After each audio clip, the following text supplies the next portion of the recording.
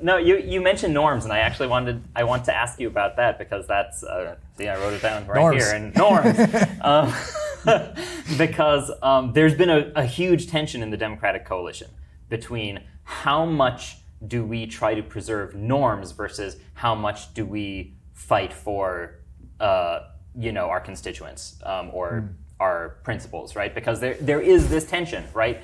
Do you try to preserve the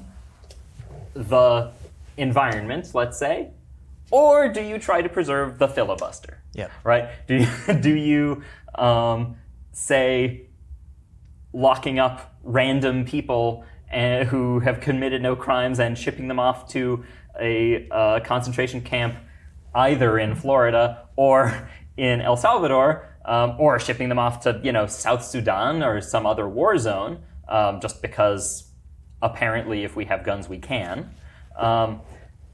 Do you fight as hard as you can against that, or do you preserve decorum? Mm-hmm. So I'm interested in hearing your take on what norms are sacrosanct and worth preserving, and what norms are really just the politeness of years past that might not have as much of a place in a more pugnacious age. Yeah, well put.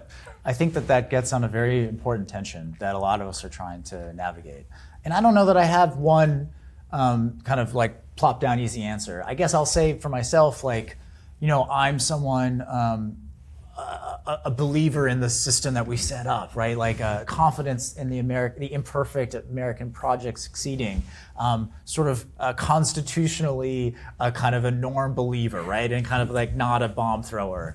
But I'll tell you, that started to change, right? I've seen just what we've seen in recent years and the lengths to which the Republicans are willing to go to attack and undermine parts of the Constitution and the government.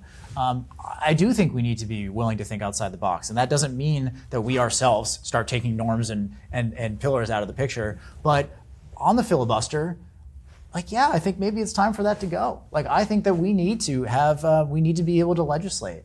Part of it is protecting things like our democracy, like we're talking about now. But a lot of it is just like the nature of the emergency that we face on some of these issues, like the climate, like the affordability challenges, like what we'll need to pass to make sure that another Trump doesn't get in there and do what he's doing now.